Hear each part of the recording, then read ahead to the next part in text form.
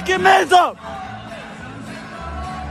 Both of them, I take them. You feel me? I feel like Crawford would give me more of a thinking thing because me and Crawford have one thing in common. That's the adaptability, and all three of us I should say about the dog. Because one thing I know for a fact, I ain't backing down, bro. You feel me, bro? I'll die in a box ring before I back down, bro. And I genuinely mean that, bro.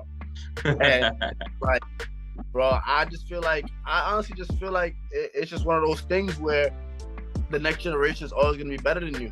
And I feel like, me personally, I don't see myself losing to none of these guys. Errol Spence, as I mentioned before, one-dimensional. I feel like I pick him apart.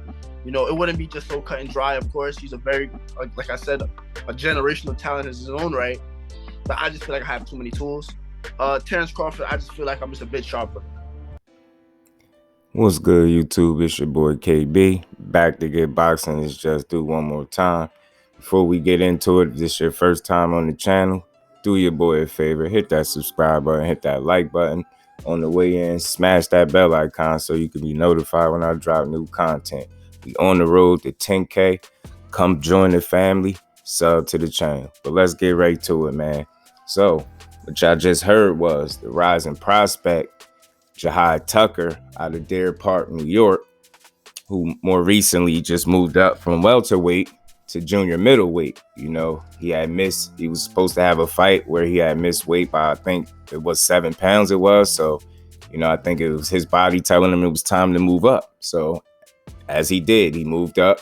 He fought at a catch weight this past Saturday of 152, you know, for his first fight, you know, just getting his feet wet at the new weight class. And he didn't take an easy fight. Right off the bat, he didn't take an easy fight. You know, he came into the fight 9-0 with 5 KOs. You know, he went up against Nicolas Seknashvili. I'm probably butchering his name, but y'all pardon me. And, you know, Seknashvili came in 8-1 with 6 KOs. So, and he was a power puncher. So, right off the bat, this was Jahi Tucker's toughest fight to date. It was definitely by far the most competitive fight that I've seen him in to date.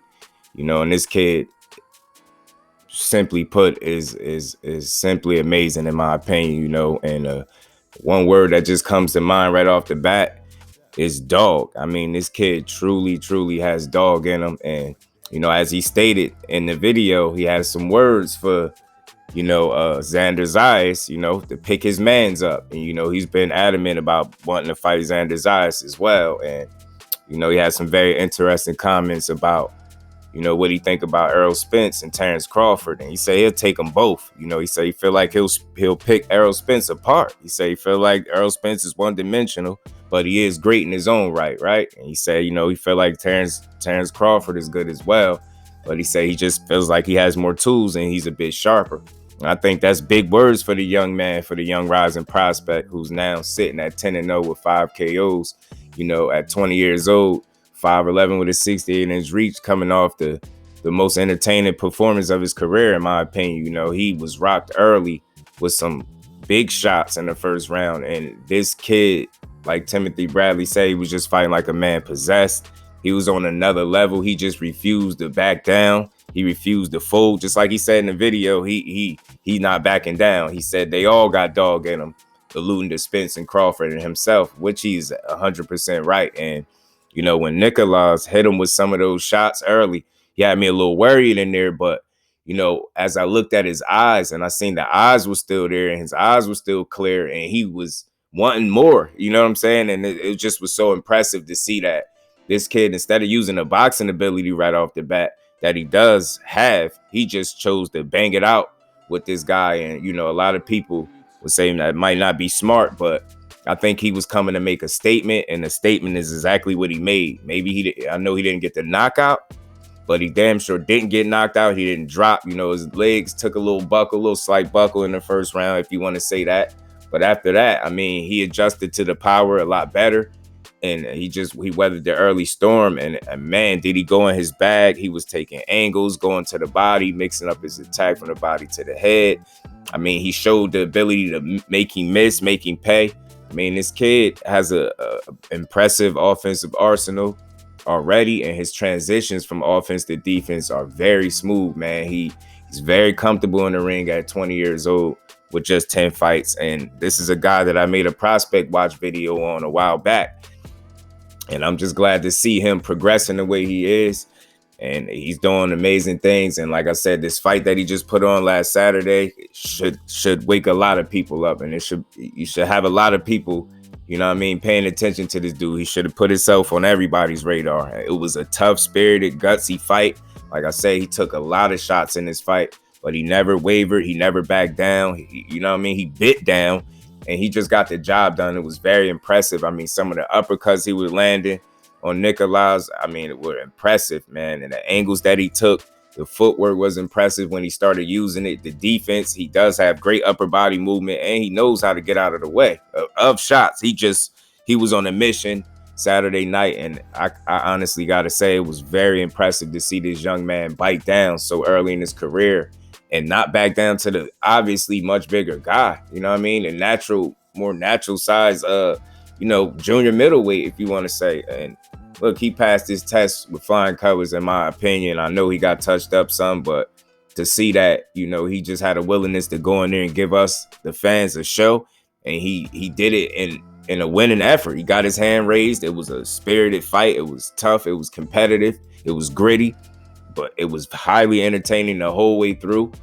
But the young man, Tucker, did what he's supposed to do, man. He did better than what he was supposed to do, in my opinion. Like, a lot of guys would have folded and went down on some of those shots he got hit with early. And, man, he just built different. He's cut from a different cloth. I always say that. And he's an impressive young kid.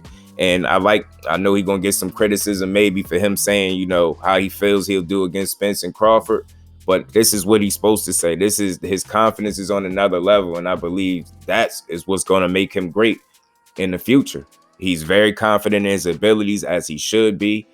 And he just continues to put the experience under his belt. That he got a tough 8 rounds, and that's valuable experience. The scorecards were 77 to 74 straight across the board. He did get a point deducted, in the 4th for hitting on the break. And, he like I said, his emotions was running high, and that's something you want to, keep in check moving forward. But I could understand where he was going with, where he was coming from in this fight. You get what I'm saying? He just wasn't willing to back down. He was ready. He was ready to go.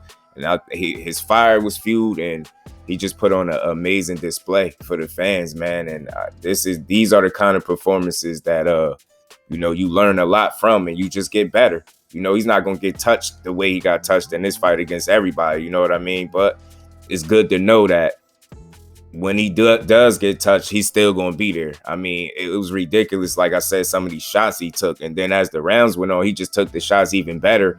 And he started giving just as good as he was taking. You get what I'm saying? He clearly was the smaller man and newer to that weight, obviously. But he shined, like I said, and it was very impressive. And I just want to see what's next for him. Like I said, I like the energy that he's displaying. I like his confidence. Listen, he talking about the top dogs already. The Xander Zayas of the world, the top prospect trying to move his way into a contender space. Like I said, he said Errol Spence is one-dimensional. So they'll pick him apart. He said Terence Crawford is good, but he got more tools and he feel like he's sharper. So these are the things you like to hear from a young kid that's very confident in his abilities, and he's obviously putting in the work. And his team and his fathers are doing an amazing job with him. And I'm glad to see him as one of the rising prospects on Top Rank, man. So if y'all didn't see the Jahi Tucker performance this weekend, y'all missed a great one, man. But as always, man, y'all get in the comment section. Y'all let me know what y'all think about what he said about Errol Spence being one-dimensional, saying he'll pick him apart, and him having more tools and being sharper than Terence Crawford. What do y'all think, man? Is the young man being too brave? I don't think he is. I like it. But get in that comment section and let me know what y'all think. And as always, get in there and let me know if I gave boxing its just due, because that's all we do here at Just Do Boxing. To the next one, I'm out. Peace.